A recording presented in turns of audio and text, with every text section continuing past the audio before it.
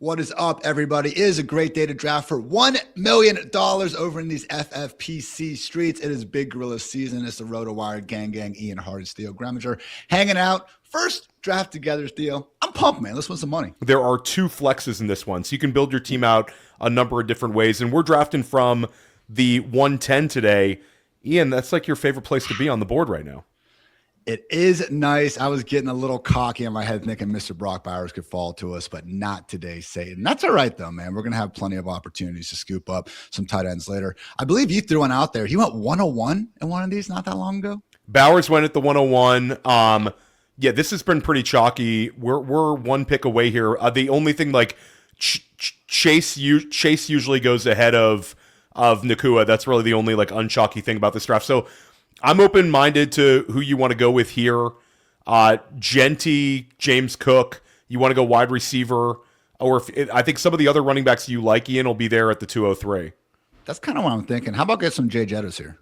I'm down with going wide receiver here, and then I think we'll have a running back we like at the 203. So I'm Jefferson. I took Jefferson yesterday at the 112 in another draft. I think he's bouncing back in a big way. Let's go Justin freaking Jefferson starting off. As Theo did mention, it's only two wide receivers here, right? I know that's one thing that I regularly have to really be aware of. When we're in all these best ball streets throughout the summer and you are starting three, tends to be more of a run early. We don't necessarily need to be going down that road over here, though. So James Cook after that. Open-minded to multiple running backs here. I think that Hampton's interesting. Chase Brown's interesting. Saquon's interesting. And then Kenneth Walker. I think by the time we get to the end of August, I think Walker might leapfrog some of these guys just because of the steam. Walker and Saquon are pretty interesting. I'd be down to go between one of those guys, man. I just come back to the fact that this time last year, it was near consensus for good reason that Saquon was the best running back on planet Earth. Now we can get him early round two. If I know you have true conviction and this is your draft, Ian, I'm joining you. So let's go with your guy Saquon Barkley here at the 203. Saquon Barkley, come on down. So I think we got to be open-minded. Tyler Warren, Ian, if you want him, I think it's this range. Malik Neighbors goes. I think there's also some incredible wide receiver values here. Yeah. Waddle, Ladd, Zay Flowers. Yeah. Warren, I think Zay, if you want him, we take him here. I feel pretty confident that we can get one of these sick wide receivers coming back. Maybe it's not the exact one we want, but after Warren, let's face it, we're starting to get into not bad territory, but it is a tier break after Warren. Waddle will be there at the 403. Warren gives us, again, the ability that we don't have to chase other tight ends, and I think he could be like a Trey McBride 2025 light type run out where he gets 140 targets. So I think Warren or Flowers makes sense. Your call on this one, and then we can roll it back at the 403. Let's go with Tyler Warren, man. And pure tight end premium, I just don't want to get cute. It's like being in a super flex draft. It's all fun and games waiting on quarterback until you actually look at what you're dealing out there with the projections. Ladd McConkey versus Waddle is my biggest question here. I do have Waddle ranked higher. I like Waddle a little bit more as well. I think like Ladd, McMillan, these guys are interesting. I think Josh Jacobs is interesting with similar bet to Kyron. And I think he might just avoid everything. I took him in the fourth round of FFPC. Josh. Okay, so it's for me, I think Waddle's the biggest edge pick here, but Kyron structurally gives us something pretty interesting.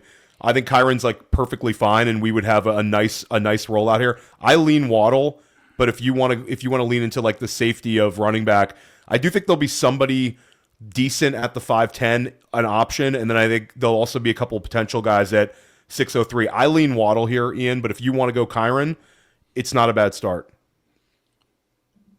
We're going Jaylen Waddle. Let's lock it down. I do think having that anchor in Saquon, we're going to figure out the RB2 to the aggregate. We're going to moneyball it, man, all right? We have all these muddled committees. We got the Panthers, the Steelers, the Commanders, the Vikings, all these guys in the RB3, RB4 range that we're going to be tacking on at a point when we're feeling good about wide receiver, feeling good about tight end, and going late round quarterback, and getting the handcuffs as well. So, again, I admit in two wide receiver versus three wide receiver, that would be the argument for going with someone like Kyron or Jacobs here structurally, but for me, man, flag plant, my guy, it's Jaylen Waddle. And getting him at the early round 4, sign me up. I love your thoughts on the wide receiver. I am happy. Okay, I think we take him, and I think if we have to play catch up and be a hero RB build, then we're a hero RB build. I think we take the most dangerous player on the board here, and I think we both like this player, and 5'10", I think, is a great value for him. Then come on down. Anyone want to guess? Tell us in the chat, who are we taking? They already know. Seconds. I'm in no rush. Yeah, we'll have this milk this out. I mean, come on, guys. It's our guy Christian Watson. Let's take Christian Watson right here. Carnell Tate. I mean, index. I appreciate you trying. Maybe. Who knows? I like Carnell Tate too, but I think Watson's in a could Christian Watson be the 2026 version of 2024 Terry McLaurin and end up with 13 touchdown catches? I mean, I think he could. Hey, all the, again, amazing yards per out run stuff that we hype up Luther Burden for good reason. Make that list longer than 3 guys, and you'll see Christian Watson pop out number 4 in his half season coming off the knee injury. So number 1 for Jordan Love in an offense we like. Sign me up for Christian Watson. I think you're back. Honestly, I think your edge pick here is tight end or wide receiver. I'm going to throw out Harold Fannin Jr. here. I'm going to throw out LaPorta. I'm going to throw out Pitts. If you have conviction on one of those guys, them in the flex in this format. And then if you want to go with another wide receiver, I'm not in love with taking Devontae Adams this year, but 603 feels like 603 for Devontae Adams feels pretty good, considering his touchdown upside. I like those guys, and if you want to go a little deeper down in the weeds, I don't mind a little Parker Washington. If you have conviction on a tight end, though, I think this is the edge. And we could be done at the tight end position and have 2 of these exciting pass-catching tight ends and one of them in the flex. More and more, I'm just like, what is the bad case for Sam LaPorta, man? His back injury. Yeah, but he's off pup. Okay, so let's take him. That's fine. Boom. For me, we're 1 pick away. We're 1 pick away, and if that other player's on the board, it gives us kind of a okay. So it's up to you here. The idea being, do we take our running back here because Team 12 has 2 running backs, Team 11 has 2 running backs. I think one of them probably takes our guy before he comes back to us, and we both like him. Or do we push it and we take a potential edge pick tight end, who also I think will be gone by the time we pick. So it's who do you feel gives you a better chance to win a ton of money, catching up structurally with an ambiguous backfield guy that we like, or do you take a tight end who could average 17 points per game in FFPC? I think we take Rachaad White. You think Rachaad White? I don't know. I think we just take him. I worry about getting completely steamrolled here. Let's not get too cute. Let's take Rachaad White. Okay, we'll take him, and we will. It would have been really fun to go with a Kittle pick here. Does he come back around? Probably not. I don't love George Kittle, but I think that George Kittle in the late 7th in a tight end premium format, like we talked about with LaPorta, you could roll out with a really fun lineup. It also opens us up with correlation. There he goes. I think we go another RB, right? Yeah, I think so. I think for me, I like Gainwell a little bit more here. I think I like your other guy, but I feel like he's a little bit more of like a straight up handcuff to start the year. Where you don't think that could be more 60-40? Yeah, I mean he could. I like his touchdown upside. Just it's like the lack of pass catching. Full PPR. I think that you get a little bit of better ADP value here with Gainwell for the contest too, where he's going ahead. I do just worry, man. Like even if something happens to Bucky, Gainwell, okay, it'll be nice, but if something happens to Kyron, we could be ranking Blake Corum like RB6. Either one here is fine with me. If you have conviction on Corum, let's chase it. But I mean, it's splitting hairs for me. They're both fine picks. I don't mind exposure to either. I'm gonna throw some Corum. Yeah, let's go Corum. That's your guy. If we hadn't have gotten Rachaad White and we were just like, man, RB2, I need someone maybe I'm a little more sure of in PPR, I would give Gainwell the edge over Corum in week 1, week 2. I just think again, if Kyron, all right, again, playing that scenario, if every single RB1 goes down, I think the number 1 RB would be Travion Henderson. I think number 2 might be Blake Corum. 100%. I mean, I think Blake Corum we'd be ranking in the top 10. Yeah, you never know if people are spying in here, so I feel like it's probably better to just say the name. Okay, so QJ goes. So that's gone. That's gone. So for the wide receiver that I have in here, it gives us a sort of double bet at the room. I like him. I think he's a fun pick. If you want to just get your preferred quarterback, like I do think Justin Herbert sort of staring. Back? Yeah, I like the running back too, but will the running back come back around? He's pushed way down. He's pushed way down in ADP versus these other guys in terms of like where we've seen him go for a high. I think your edge pick here is either Herbert or the wide receiver, and I think one of the two running backs I put in the queue is good. And I think there's a chance that even if you don't like number 4, it would give us a shot at the whole backfield. So I think it's Herbert or wide receiver here. Let's go with Herbert. Let's go Herbert. Yeah, let's take Herbert. End of round 9, Justin Herbert. Again, one of the biggest bets I want to make this fantasy football season is the Chargers offense being awesome. So I am happy to get a member of said Chargers offense. Still have a chance later. Trey Harris is out there. Rondé Gatson is out there. Okay, so let's take him. Let's take our guy. Let's take Keaton Mitchell. Let's get Keaton Mitchell, baby. All right, let's do it. Keaton Mitchell, we get our running back 4. You know, could he be a handcuff plus? And I think he's different than just a pure handcuff because I think he's the design touch guy. There's the clip going around. Cop wheel. Come on, man. I mean, the Justin Herbert over the top. I mean, it's a beautiful, beautiful sight to see with Keaton Mitchell. I can't stop drafting Keaton Mitchell in best ball. I mean, it's almost like I gotta like scale it back a little bit. He goes next to like Tyrone Tracy and on Underdog and stuff, and I'm like, you know, maybe the guy that's had 1,000 yards in consecutive seasons I should take ahead of Keaton Mitchell every time. But then I'm like, man, Keaton Mitchell, fast guy in a Mike McDaniel offense, and Ian, you talked about this before, the like custom made posters that Mike McDaniel. I mean, can you imagine being the dude at Kinko's and Mike McDaniel walks in and he's like, "Can you make a wanted poster with Alec Ingold and a wanted poster with Keaton Mitchell?" And the guy's like, "Are you for real?" And he's like, "Yes." Well, dude, I feel like it's that meme where we got the kind of the idiot, then the Jedi, and then the guy overthinking in the middle. And the guy in the middle is like, well, if something happens to Hampton, Kimani Vidal could take the early down work. And, you know, we haven't really seen Mitchell sustain it. And can he really be catching these passes? And the Jedi and the idiot are just like, the 4-3 freaking speedy running back is with Mike McDaniel and the Chargers, right? Yeah. Like that could be freaking awesome. 80% of Devon Achane guys is a lot of fantasy points. We're about to pick. And I think Casey Concepcion also, like we've seen Zay Flowers thrive in under Munkin, and Casey's got a similar outcome. Okay, so we're OTC here. I think we push the button on one of these two wide receivers here. Ian, Tracy went. He would have been the obvious running back pick. I like both of these wide receivers here as a run out. Like, could we get both of them at this turnout? Who do you think we have a better chance of getting at the turn? Number 3?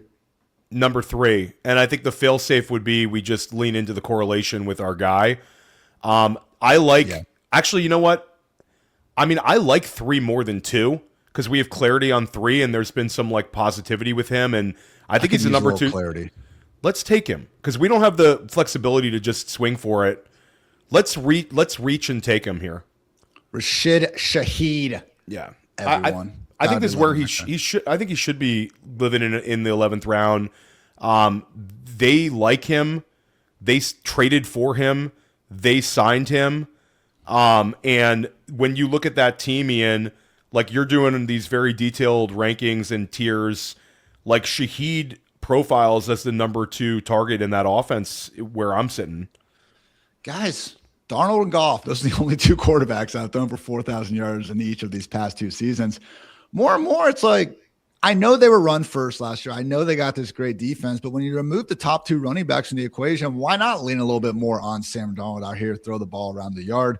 Yeah, Torrey Horton's back. Yeah, Cooper Kupp is still on the team, but man, loved everything about Shaheed for honestly lesser versions of Saints offenses. So why couldn't he get things going here in 2026? I was a little bit bummed that he didn't have more going the second half of last year, given the familiarity with Clint Kubiak and Torrey Horton. So I understand why he's this late, but Jalen McMillan, Romeo Doubs, Denzel Boston, like even Shakira, man, I'm taking Shaheed over those dudes every time. Yeah, I'm with you. I think that Shaheed's a little bit underrated right now. We saw how he started out the year last year in New Orleans where he was like a usable player. gets traded to Seattle, and we were all hyped up, and then it took him a little while to ramp up. Was great as on special teams, but I think it's sort of like rational coaching and the offseason. Okay, so we're one pick away here. Okay. Yeah, they got sniped on that one. I have two running backs in the queue here. Let's get a wide receiver. Yeah, let's take Diggs. I think Diggs is the player for me here. He really helps for this team, I think, too, given the fact that we did wait a little bit to get 4 and 5. Because if and when, like, all right, Theo, Diggs signs with Washington, there's been a lot of smoke to that. I just don't really see the Brandon Ayuk thing playing. Maybe it does play out. Let's pretend like it doesn't for the sake of argument. Stefon Diggs is number 2 wide receiver on the Commanders. Round 9. 8? Round 9. Yeah, round 8, round 9. 8 or 9? Yeah. Yeah. I mean, I think like we look at what Deebo Samuel did in that offense last year, like where he was 11 points per game in PPR.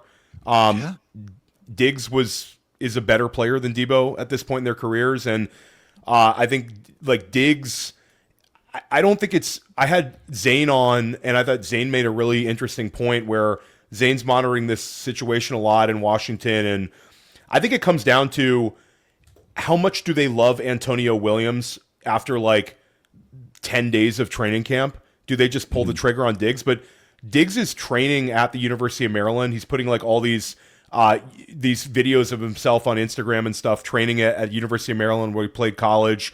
He's from like Montgomery County, Maryland, which is right near PG County where Washington has their stadium. And nice. It just makes so much sense for him to go. He was like a DMV star in high school. To go, kind of like end his career there makes some sense. And then Baltimore was the other team that he could have ended up at, but then they signed, like, people don't like kind of discounted this one, but it feels like when Baltimore signed Chris Moore, even though he's not a guy we'd ever use, it's sort of like they bring in a veteran who's been there when Chris Moore, they don't deal with like kind of maybe the Stefon Diggs circus. Washington, I think, might just go with it. It's such like a big swing, Ian, because if Diggs doesn't sign there, we like Antonio Williams more and we like Chigakonkwo more. And we probably like Terry McLaurin more. But Zane made the point, like, could Diggs out-target Terry McLaurin this year if he signs there? Is that like what's the percentage chance you put on that one?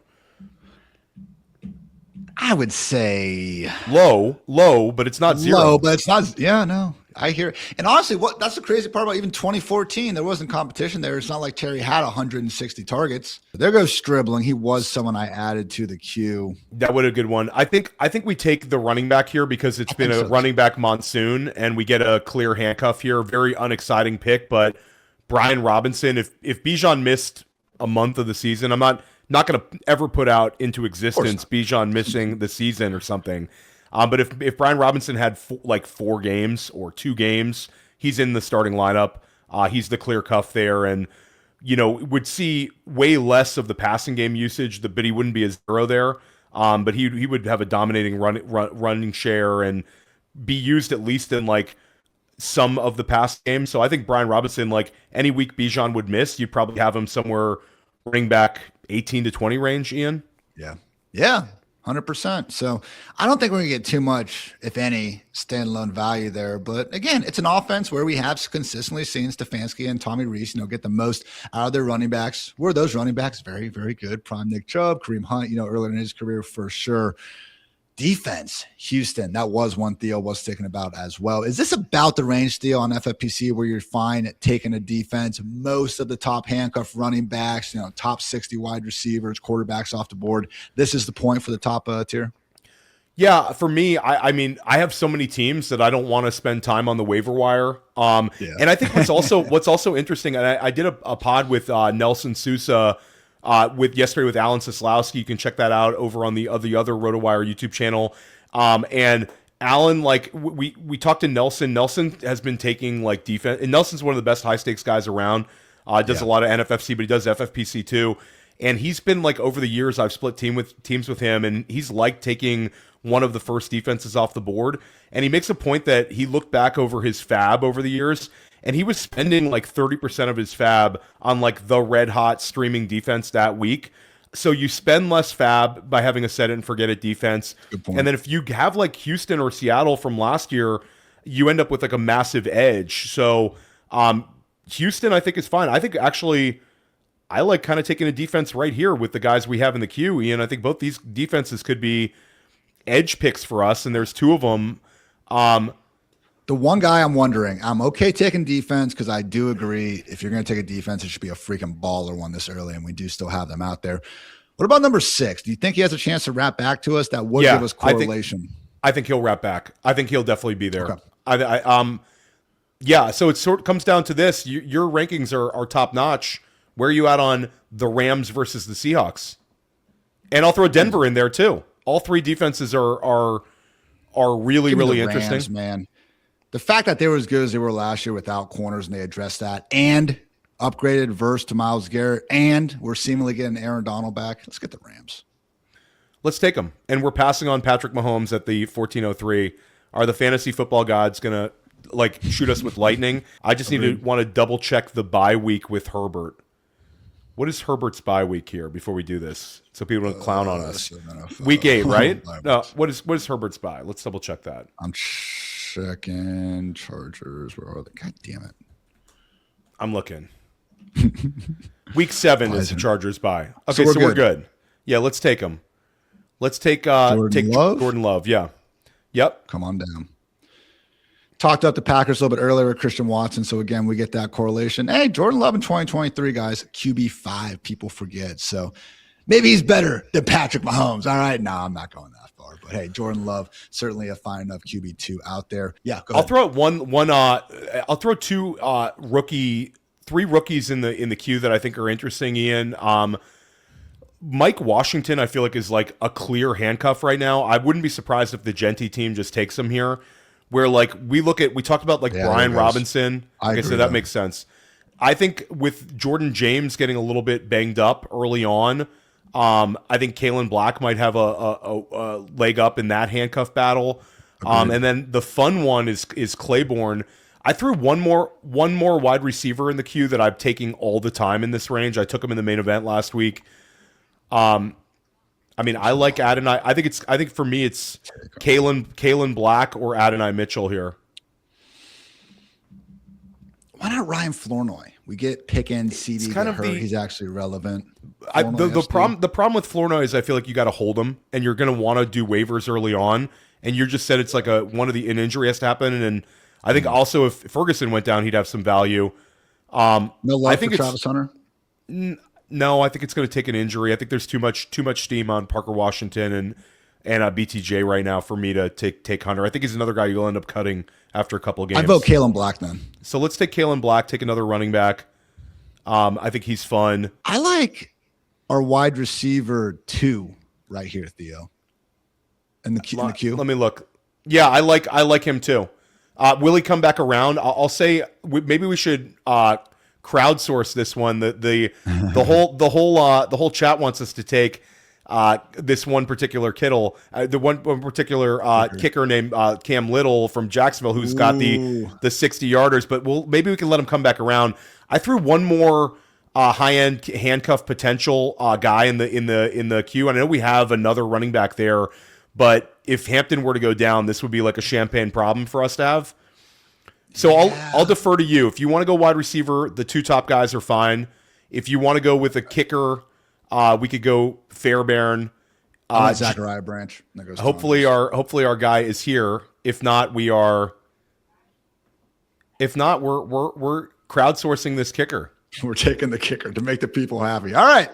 Not right now. Not today, Satan. So let's take Kimani Vidal. And now we have Kimani Vidal. This is sort of like... We definitely have the Chargers handcuff. We definitely do now.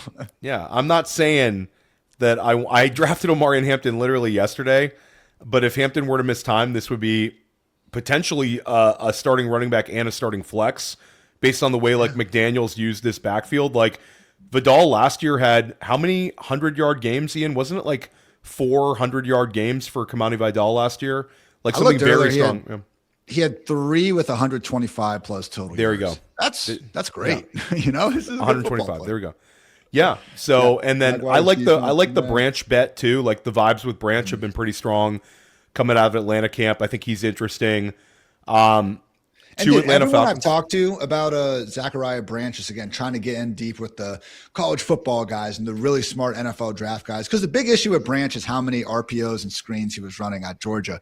Every single one of these guys who, again, knows college football better than me, it's the Georgia offense, man. Zachariah Branch was the number one recruited wide receiver in his class for a reason. I remember his first handful of games at USC and just seeing this dude as a punt returner and being like, good God, is this dude a different level of fast out there? So I know it was a little bit Mickey Mouse route stuff at everything he was doing with Georgia. But, being the engine of the Georgia Bulldogs passing game also means something to me, Theo. Yeah, he set the record for the most receptions in Georgia history last year. He had 81 receptions, and he also led the SEC in receptions last year. And people are like, oh, this guy's, this terrible prospect because he was used as a low ADOT screen merchant. But that's how they built their offense. I mean, Georgia's top of the food chain. I know you're an Ohio State guy, but they're right there with Ohio State, like in terms of like top-notch college programs. And you bring up like the USC. He was like the number one high school recruit in the country, Bishop Gorman guy, which Bishop Gorman, like, that's like the powerhouse school in Vegas. So for me, it's like Zachariah Branch, he could be awesome.